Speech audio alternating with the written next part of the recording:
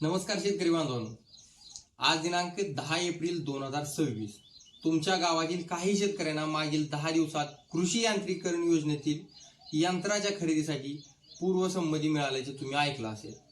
मग तुमच्या अर्जाला पूर्वसंमती अजून काय मिळालेली नाही यासाठी तुम्ही तुमच्या गावच्या कृषी अधिकाऱ्याला विचारलं तर ते म्हणतायत की अजून पूर्वसंमती चालू झालेली नाही.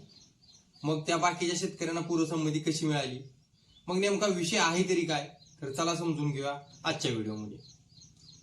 2025 नोव्हेंबर डिसेंबर महिन्यामध्ये कृषी विभागाची कृषी यांत्रिकीकरणाची एक मोठी सोडत लागली होती. ती सोडत एवढी मोठी होती की असा कोणी शेतकरी शिल्लक राहिला नव्हता की ज्या शेतकऱ्याने अर्ज केला होता आणि त्याची निवड झालेली नव्हती. म्हणजेच सोडत काढलेल्या तारखेपर्यंत ज्या शेतकऱ्यांनी कोणत्याही यंत्राच्या अनुदानासाठी अर्ज केला होता अशा सर्व शेतकऱ्यांची निवड या सोडतीमध्ये झालेली होती.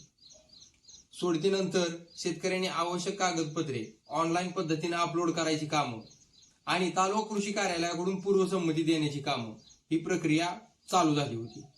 पण काही दिवसातच अचानकपणे ऑनलाईन पूर्वसंमती देण्याची प्रक्रिया शासनाकडून थांबवली गेली आणि आजच्या तारखेला म्हणजे 10 एप्रिल 2026 रोजी तुम्ही जर मला विचारलं की आता तरी पूर्वसंमती चालू झाली आहे का, तर अद्यापपर्यंत तरी पूर्वसंमती चालू झालेली नाही.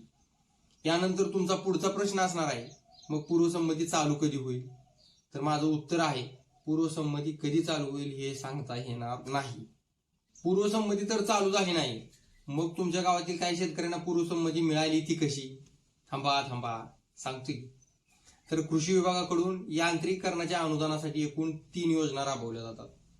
पहिली राज्य कृषी यांत्रिकीकरण योजना, दुसरी कृषी यांत्रिकीकरण उप अभियान आणि तिसरी राष्ट्रीय कृषी विकास योजना. निवड जी नोव्हेंबर महिन्यामध्ये झाली होती ती राज्य कृषी यांत्रिकीकरण या योजनेतून झाली होती. आणि आता ज्या शेतकऱ्यांना पूर्वसंमती मिळाली आहे त्या शेतकऱ्यांची निवड ही राष्ट्रीय कृषी विकास योजनेतून झाली आहे.